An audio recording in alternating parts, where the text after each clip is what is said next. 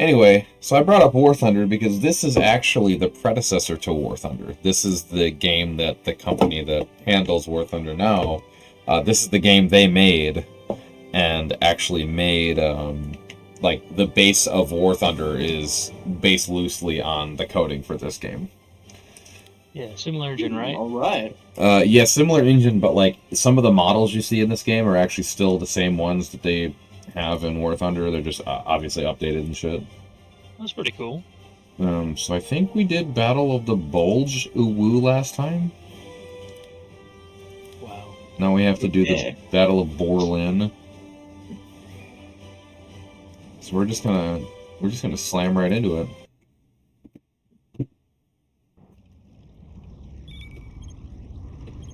Into the bulge. Return to base. Why is that a mission objective? Okay. What was it? Return to base. Oh, make sure to do that. Yeah. Hey guys, welcome to the first mission. Go home. All right.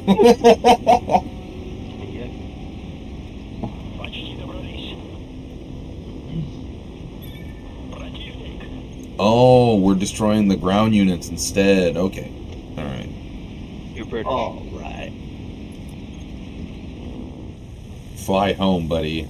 I work alone. Actually, Rumbledore, I saw that cosplayer that does the Bon Voyage shit that you heard about. Bon Voyage? Yeah, he was the dude who... Battle of Boring. Thanks, Nika. I don't know. It's already over. Go home. It's Jover. Yeah, so he was some cosplayer who dressed up like Bon Voyage from The Incredibles. And he got into a little bit of controversy because he was at a one convention and had some person's prop that looked like an M16A2 with a grenade launcher, and he was standing over a crowd doing probably not the best taste of jokes to be doing, but, you know, he got a slap on the wrist and stuff and for it, and life moved on. But dude is just like the super chaos energy, and I just can't get over it sometimes. Not entirely 100% on what the Bon Voyage character is, but I get the concept you're saying. You know, something like looming over a crowd with artillery, effectively. Yes, yeah. Maybe in Bortes, something. Yeah, he was spray and pray notion over the crowd, and it was just, it's like nothing illegal. The prop was like not his either, which caused a whole bunch more drama because like the person who actually got the prop approved to come in was actually dressed up like the AC or HECU from Half-Life. Yeah, so and they got they don't trust the con to regulate security or something. It was really a complicated issue because, like, you know, it was a furry convention and typically IRL looking weaponry isn't allowed unless like previously like approved and marked up and stuff. But is like even though that the dude goes by MDL is his name, it was approved by the con staff and by like even the police department of the city that it was being hosted in, because, you know, the conventions will work with the PDs. That's standard shit. Like orange tip verified, etc., etc. Yeah. So the problem is that he was so high up that people at first weren't able to. Oh my god, I'm getting shot at. Give me a second. Oh my goodness, can you believe that shit? Why would they shoot at me? Scoundrels. I don't know. That's kind of rude of them. Right. Give me your fucking insurance information right now. Yeah, the drama of it was that he was far enough up that people, like, at a glance couldn't distinctly, like, for sure, you know, which, tit for tat, you could see it, but again, the whole joke was a little bit bad taste. I understand the idea, like, both directions, he obviously made sure that he was in the right as far as, like, markings correctly, etc. People Yeah, on yeah, it, yeah. whatever. Like, obviously, the organization understood there was no danger, but the people on the floor panicky Yeah. a little bit just because they couldn't tell. Well, It's kind of a it 50 was on that, yeah. unfortunately. It's like the rules are typically is you're not supposed to point anything like that at people unless it's for like an obvious photo. But like Well, that yeah. from the top floor, it was an obvious photo. From the Well, bottom floor, no, like the right, obvious photo it's being like, iffy. oh, well, you're a character being held at gunpoint of these other characters. Like, that's like it's like the whole thing is like there's consent, and it's like it's very important. But the thing is, it's like he's standing over a crowd of a few hundred people. Obviously, they didn't get written or vocal consent from all of those people. He just kind of did it, and he did get in trouble for it, and like the punishment's been dealt and shit. But it's This like is like a very specific incident, though, is what I'm hearing. yes, very much so. But the guy since then has just done nothing but like go to every fucking convention and cosplay as Bon Voyage, just being silly. Oh, so he's like riding that. Well, he's very committed to the shitpost. Can I ask a quick question as far as in-game stuff that's going on? Yeah, You have a lot of bombs. I have serious concerns about all that. yeah. It's an Xbox game. It's just arcade stuff. Alright, so you just like regenerate bombs, Yeah. 20 seconds or whatever. Yeah. Yeah, like the hotel. He was at MFF.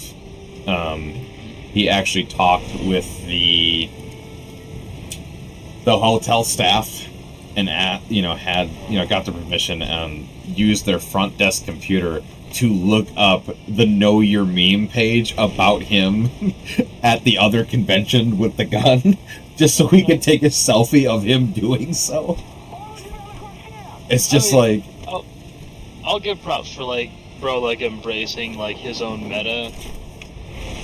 But again, like if he's causing panic, like it's a little tasteless at that point. yeah. If it's consistent and like everyone's not okay with it.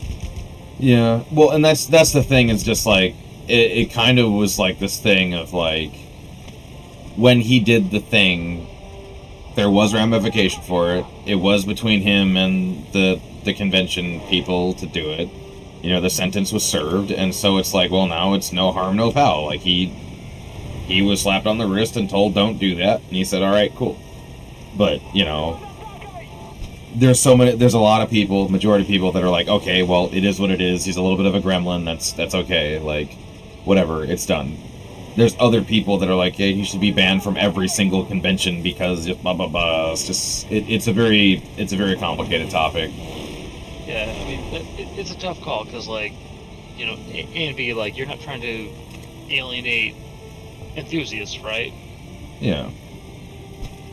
It's a rough one. I mean, again, like you have to basically establish intent at some point in this whole, premise of like, are they just there to like ruin people's times, or are they genuinely here because they enjoy it and just it was a misunderstanding or whatever. But Yeah. the continuation, if just for the meme or perpetuating that is kind of where you have to draw the line. Yeah. Well, he hasn't done anything like that since, and everything. While he has joked about the incident, it's like, all right, at worst, lighthearted. at worst, he is embracing the meme. Like, like. Yeah.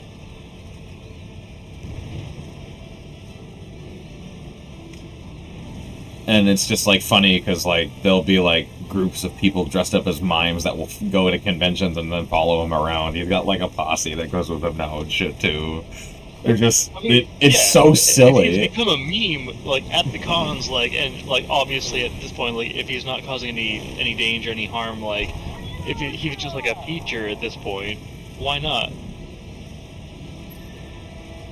Cool. We can end the mission properly. Hell yeah. Oh, why? There is a reason. Because if it just says mission complete, and I just let the thing go until the menu comes back up. It takes 2 minutes. If I crash, it takes 30 seconds. You just reset the days until accidents counter. That's fine. Why are you like this? Yeah, like, there was somebody at, I guess it's days since last leaked data incident. a day and a half. A day and a half. Actually, Really? we were actually just talking about that right before you joined. Yes, Yeah. a day and a half. They rolled out a brand new. Rolled out a brand new update literally 2 days ago, and it already happened. Oh man. But it doesn't sound like this one was super serious. It was just kind of like, hey, you weren't supposed to put that out, but like it's not technically classified. But Honestly, WT community is like the best crowdsourcing in the world.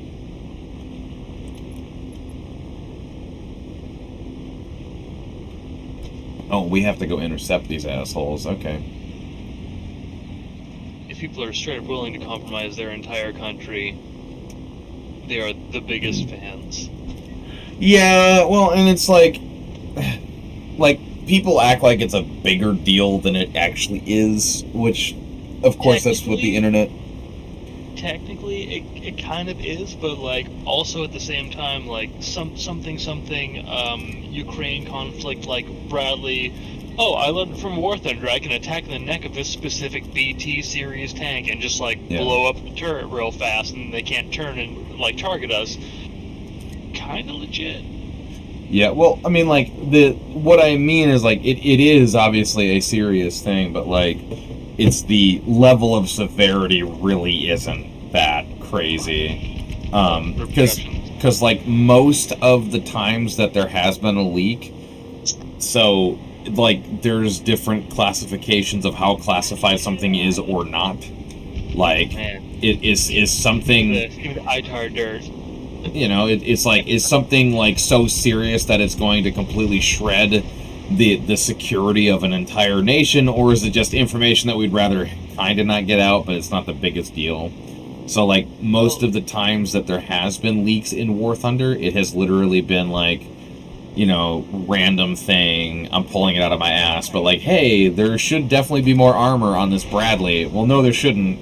And then they post like the diagram manual of the Bradley armor hull, which it's like egregious recent ones was like a Challenger 2 armor scheme where someone's like, oh yeah, like by the way, like the whole turret has like 20 more millimeters than you're giving it credit for, like, something on that. I understand like it's kind of a fairly critical thing realistically because they're still in the field and still in service. Yeah. Like, I get it. If it's like defunct tech, like sure, whatever, like War 1, like late War 2 kind of borderline.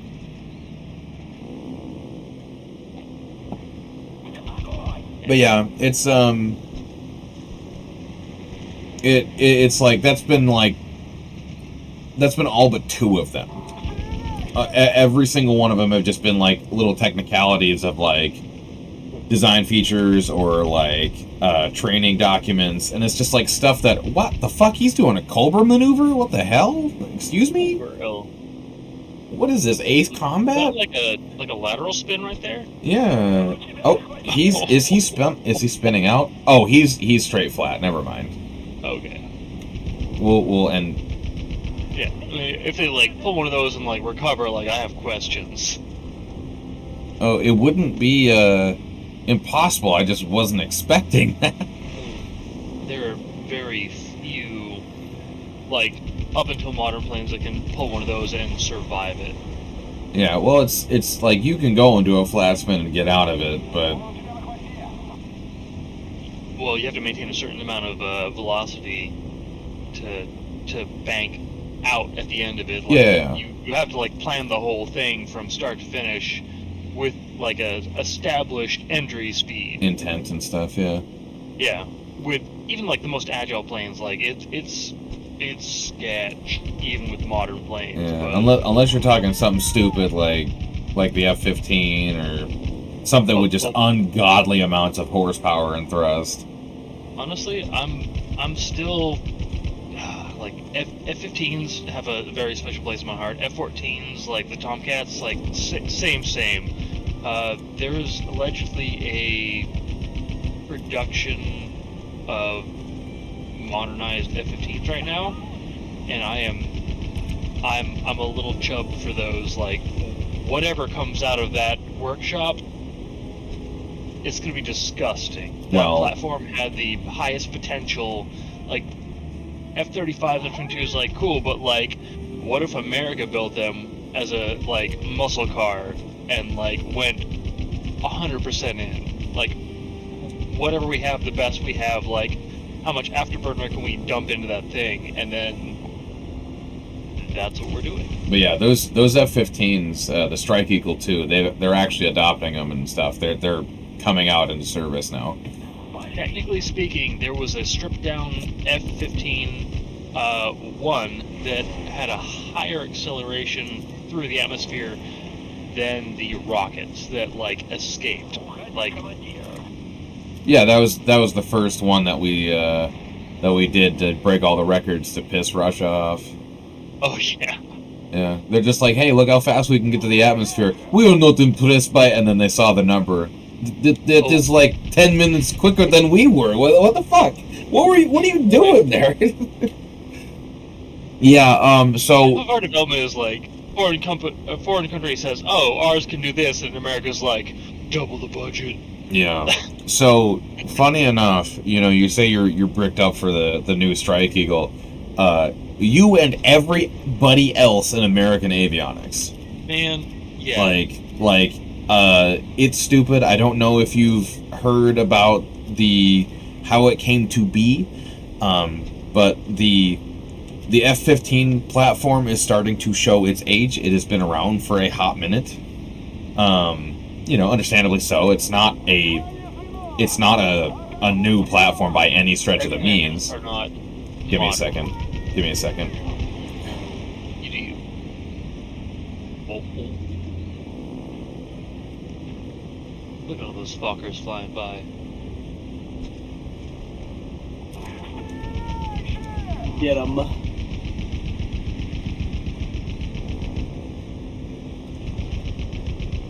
Yeah.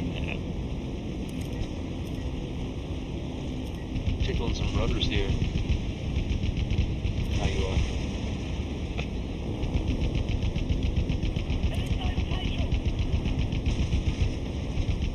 That's a wing. He's not gonna need that. Were the 109s used as strike bombers ever? No. They weren't heavy enough platforms to really carry too much. Yeah, the Schmitz. More of that.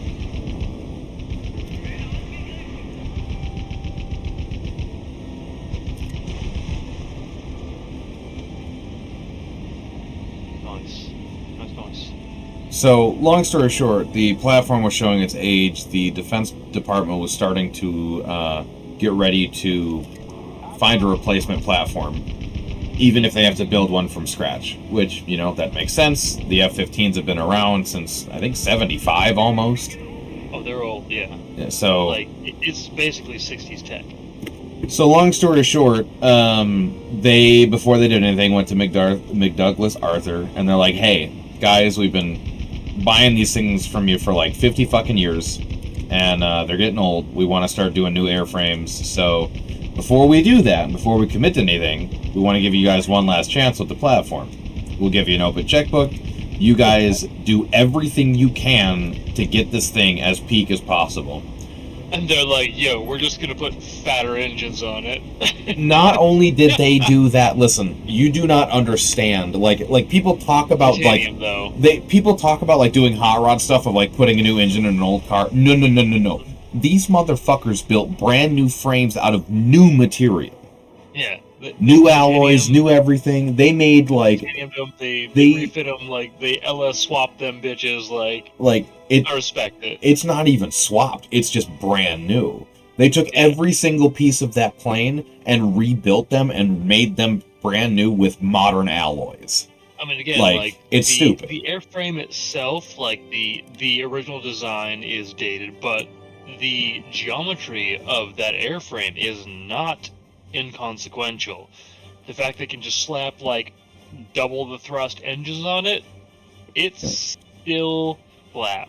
So they took that, they modernized all the systems. They put an electronic system that it's fly by cable now. It's not hydraulic fluid solid anymore.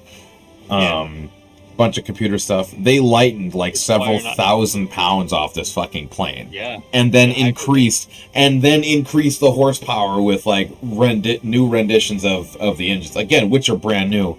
Sorry, LS what?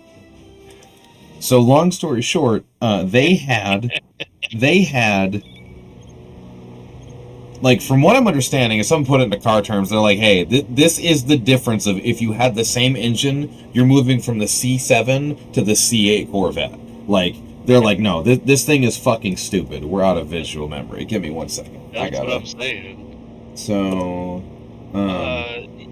the updates in, like the F-14 era alone, like, they effectively switched from like direct fire, like the Sparrows and stuff. There were effectively where they had to have the surveillance planes in the air far above were like direct locking aircraft above the horizon line, and they were effectively shooting like SAMs from these F-14 platforms. Like, oh, like by the way, you can't see it, but like we're gonna hit a high trajectory, and somebody else is gonna laze this target, and like you just wait till they tell you to go, and you fire it, and make sure you're at 14 plus, and yep, that's it.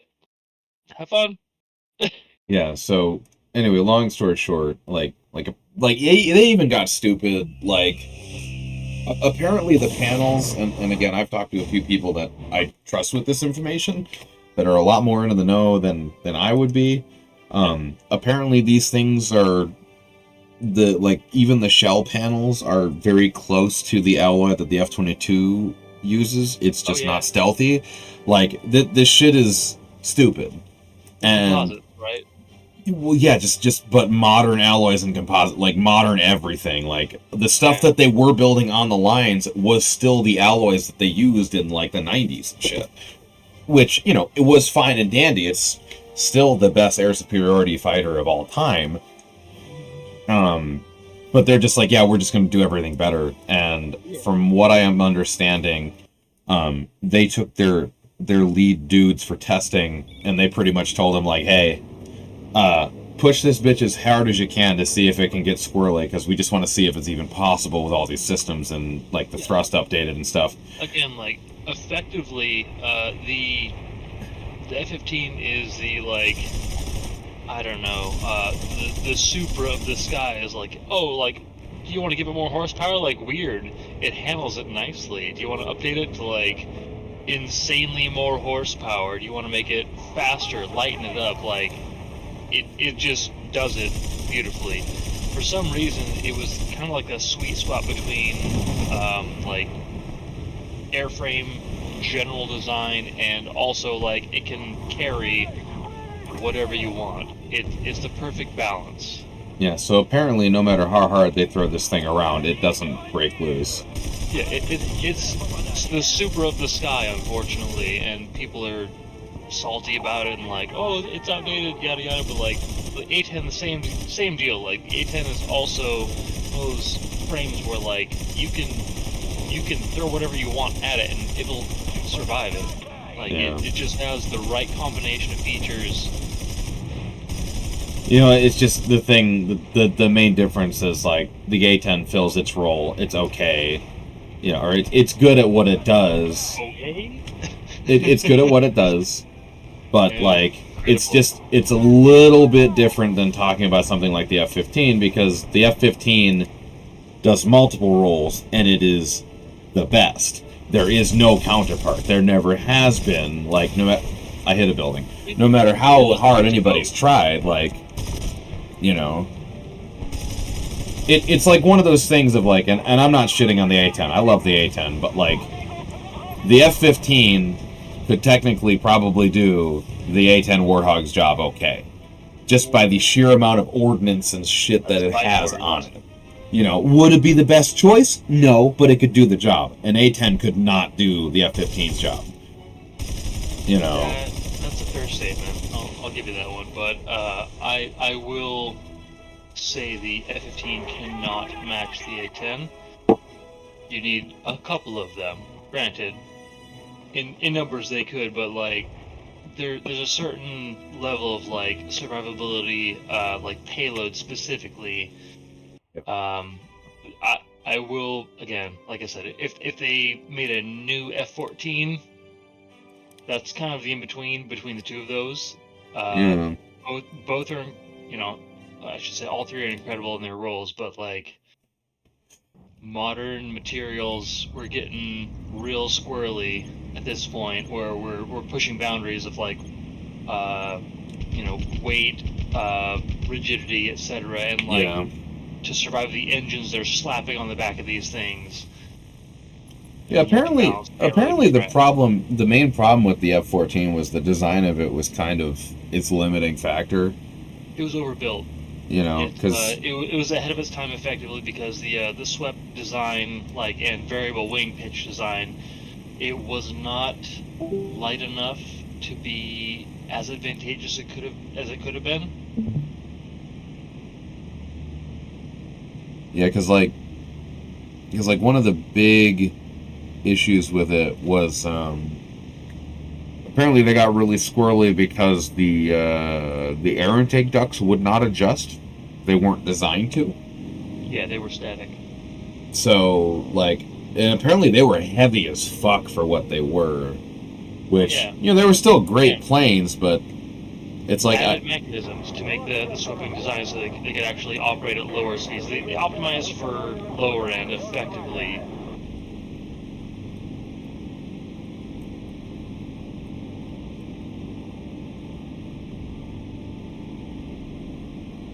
Yeah. The same issue, like F-35, like it's an amazing idea, incredible in concept, but like in reality, like how effective are Harriers? Like, it's a cool thing, but how much use do we really get out of them?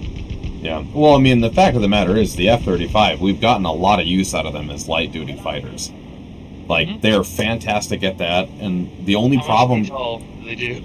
Well, and not every version of them has the VTOL capabilities, Yeah. So it's like, the biggest problem with the F-35 is that all these assholes have tried to put them into roles that they weren't meant for. Like, they're fantastic planes otherwise. One of the best on the market when it comes to their role. Like, phenomenal, but again, the question is like there's proposes a multi-role. Like, can they do everything, or can they do everything well? Well is not going to be the primary feature, but like they can do a little bit of everything. If you try to stratify your capabilities too much, you have to sacrifice peak in all of those categories. Yeah. Well, again, the F-35 was designed to be a light-duty fighter that was meant to patrol around and deal with threats that would pop up out of nowhere. They're great for that. And light's fine, yeah, I agree. Like, light duty in all of those categories is fine. It's like, if there's a threat that's too much for a squadron of F-35s to handle, we'll have F-15s and F-22s at the ready, already there. Like, that's the thing that, like, people don't ever think about when it comes to military engagements, is just like, okay, like, oh, wow, they wouldn't be able to survive an entire fight for hours. They're not meant to. They're just there to be long enough and good enough for something else to back them up. Like, that's fine. Does an F-35 scout better than an F-22?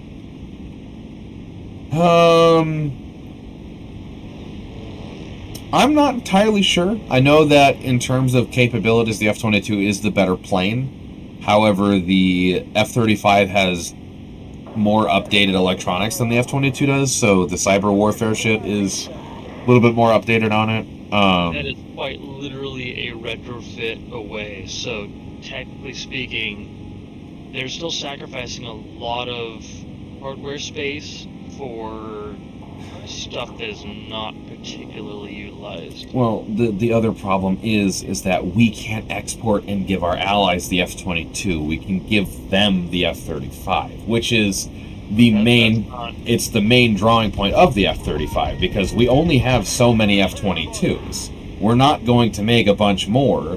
We're not going to give them to our allies. However, the F-35s can be, and we've made a shitload of the things.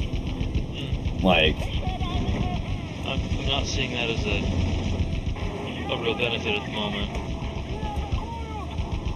I'm just saying, I think they're fine planes. I don't see really any other drawbacks other than the fact that assholes keep trying to make them, like, people keep trying to justify everything about them of like, oh, well, they can do this, this, and the other thing. No, they're a stealth light patrol fighter. They're great at that. Let's just keep them doing that. I think they definitely sacrificed a lot to have more general capabilities. I think the VTOL concept is it's kind of horseshit in my opinion. I mean, I could be wrong, but like that sort of thing takes up a lot of space, a lot of energy. Like it reduces the capacity and capabilities of the vehicle by a pretty substantial amount. Yeah. And I just don't see the benefit of that outside of very, very, like, I don't know, less than 10% niche role.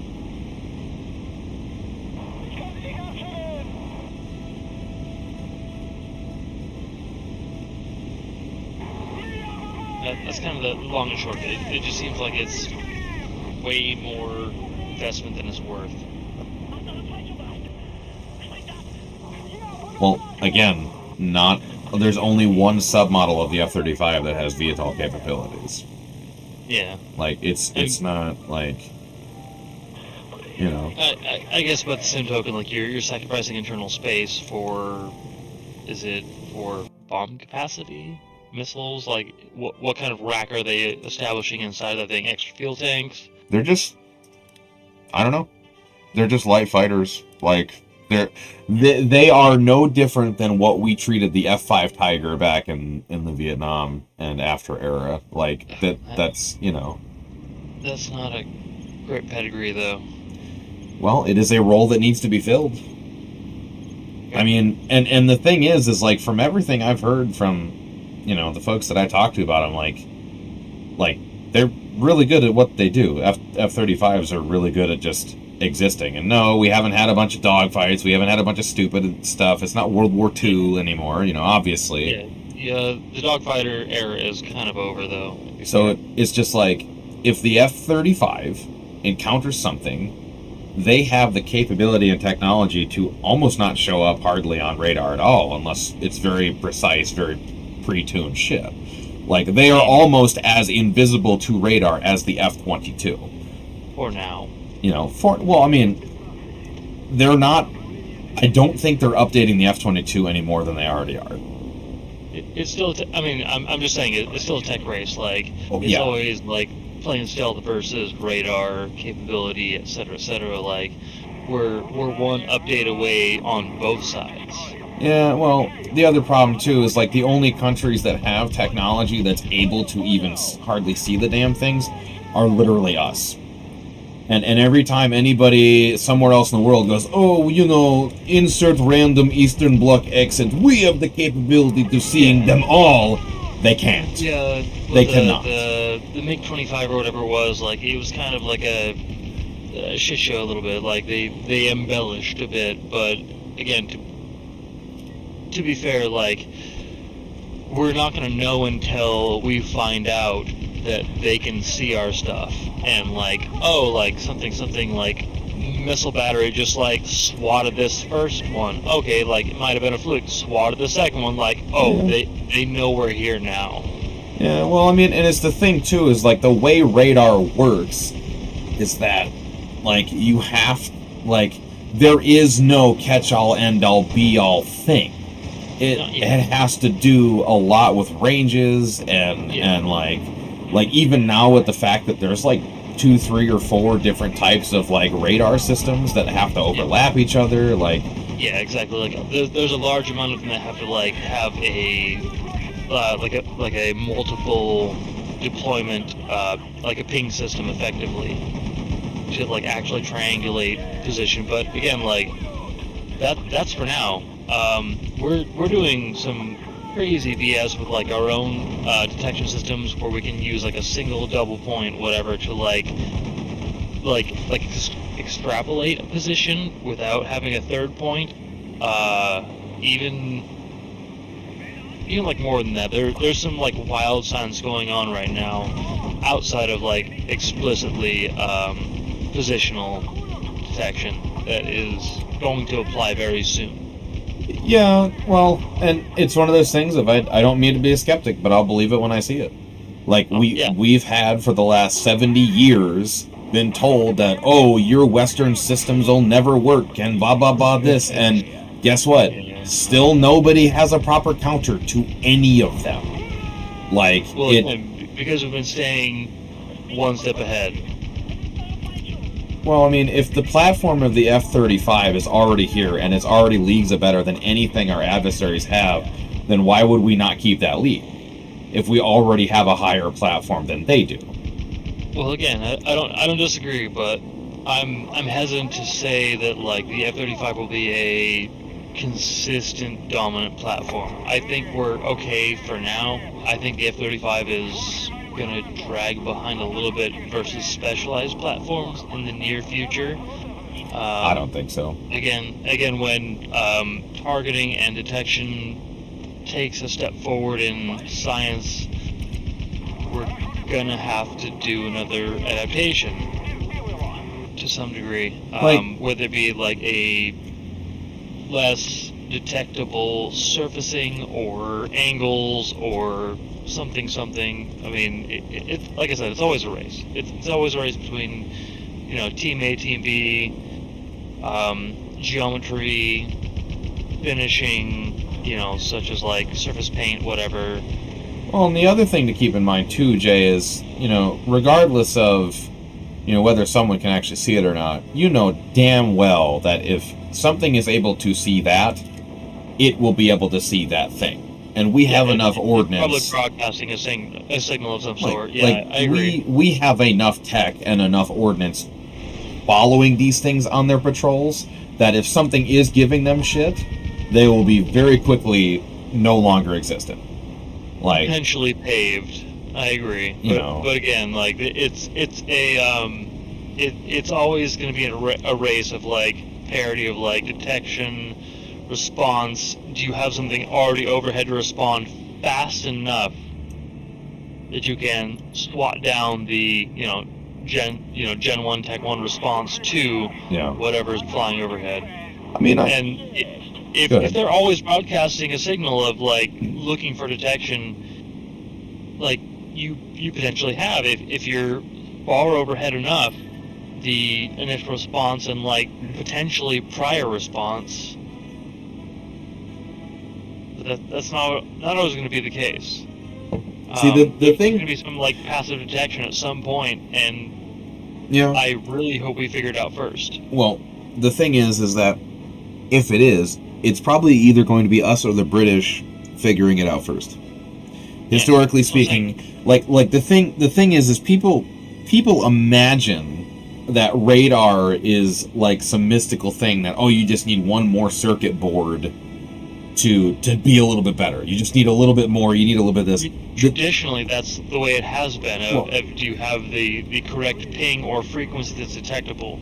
Well, it's not so much how much laser antenna power you have. It is the frequency in which you are broadcasting on. Like, there is only so many frequencies that we have the capability to see electronically right now, and if there is some other one out there that will be able to detect this stuff, then it'll come out at some point. But like, it's kind of at that point a non-answer of just like, okay, well, if you go back to World War I and tell the people you can't build planes out of wood and canvas because eventually someone's going to make a detection system that'll shoot them out of the sky, that it's like, we'll address that when it comes to it. But as it currently stands, apparently from what I'm understanding, like planes like the F-35 and the F-22 and the and the fucking B-2 bomber and the F-117 Nighthawk, it is very difficult for all of the waves of radar to reach them just because of the paneling, the coating, and the shape of these things. Yes. Yes, Deliberately so. Like they're geometrically specifically built, and also the coatings are entirely designed to non-reflect radar, like modern current radar. Again, we're talking about frequencies and stuff, so if you want to discuss frequencies, like in the simplified version, can you visually detect thermal or IR? Because I don't think it can. If you have something that can detect one or the other, you don't detect both of them, and at some point, like, it's passive stuff. So well, and then you just have to address that when it comes to it, like they're dealing with all of this. Don't misunderstand my statement. Like, they're dealing with all of this stuff in the air at the same time. Like, to make it something like fully stealth, they have to absorb all radar and deflect all radar, and also absorb all thermal signatures coming off of that vehicle to a degree that, like, barely sensitive stuff can't pick them up, and it's an insane request. Well, and again, like, also pairing up with the F-22 and the F-13 or F-35, like, they deliberately have electronic systems that are meant to either fake out or completely falsify their own radar signatures. Yeah, like spoofing. So think something. Yikes. Here's a plane, but like also this plane shows up on radar as like a 1 square mile device. Yeah, or completely off where the signature is even being done. Yeah, and like that's a weird thing too, because like I've seen things where they're like trailing a little beacon like 100 yards behind them on like a tow line, and it's weird. It's real weird. Well, and that's, again, it's just one of those things of just like it's super cool with that. Like, I've heard some little tidbits from these people that I talk to that like I really hope that the people that are tuning in right now are as big a nerds as we are, because otherwise this is going to be agonizing. I'm playing War Thunder, but 2008. They can't be any. Yeah. This is the most interesting episode I've done so far. So. They have to be. They have to be at least a bit of nerd ass like we are. Yeah. So I appreciate all you people. I thank you for tuning into my friend's stream. Like, man, like we're kin. Yeah. So it's just the one thing that I have heard from a few people, again, and these are folks that are a hell of a lot more in the know than I am. It's like, since the beginning of the Ukraine conflict, apparently there has been at least one flight of F-35s in that region, just keeping an eye on things, almost completely undetected except for a few times. Like it's stupid. And it's like this whole thing, and like, I'm not saying you are saying this because you like technology and super cool, dumb, autistic shit like I do. Like, I'm a huge nerd. You know, you don't hate any of this stuff, even if you don't, think it's the best option. It's like, I'm not like pooping on a company or country because I think they're inferior for some stupid reason. I'm just like, I'm intrigued with where the fuck we're going as a species. More than anything. I'm super fascinated by just the advancement. Yeah. My one concern, and of course it's kind of being spiked up by current administration going into term and some people related to them saying dumb thing. What was that? Are you worried about American politics? No, I mean, I'm not.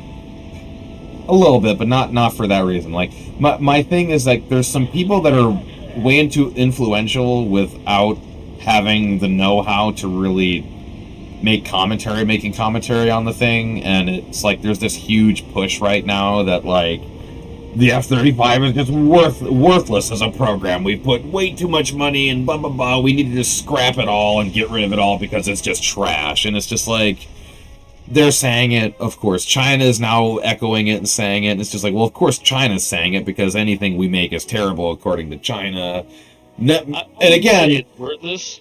I mean, like, regardless of what stage our program is at, like, we've learned something from every version we've Yeah. created of our, modern fighter tech.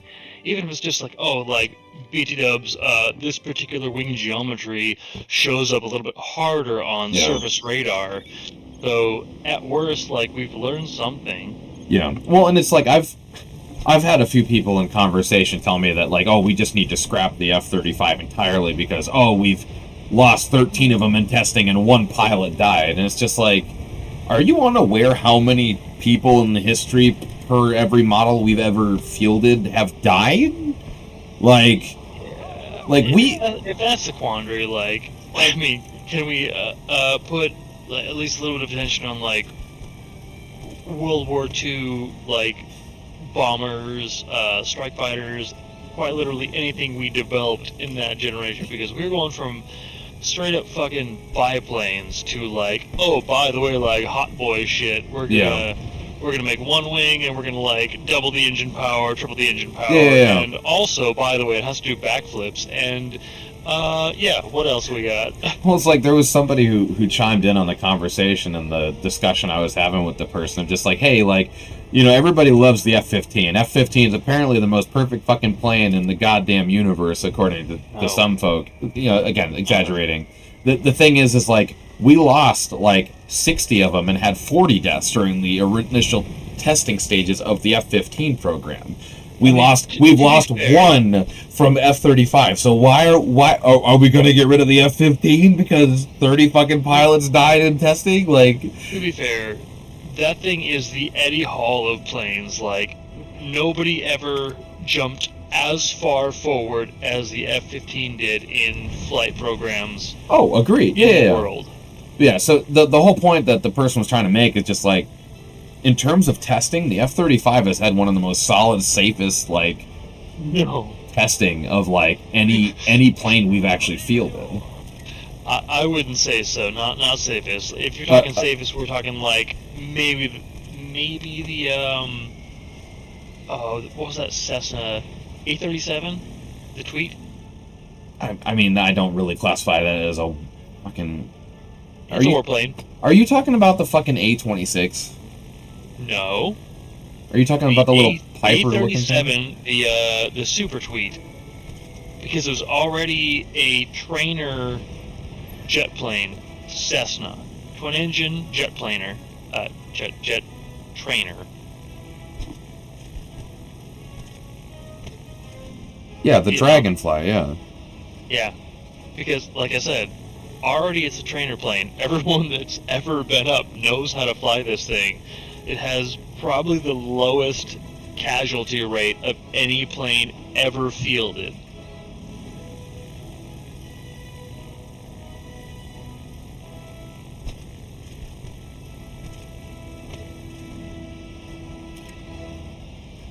I'd love to see stats on it.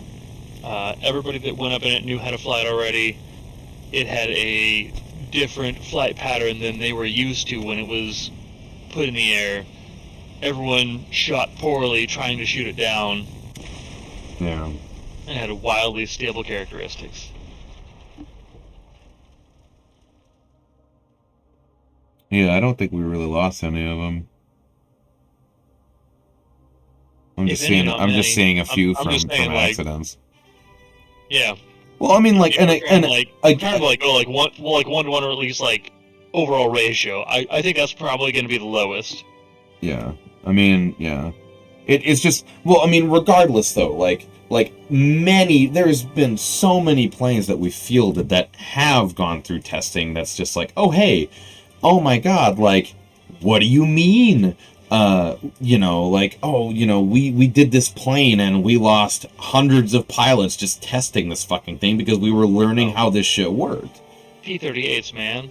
I mean, exactly. So to put it into modern context and, like, lost 13, one pilot death, and apparently that pilot death was ruled to be accidental on the pilot's aspect.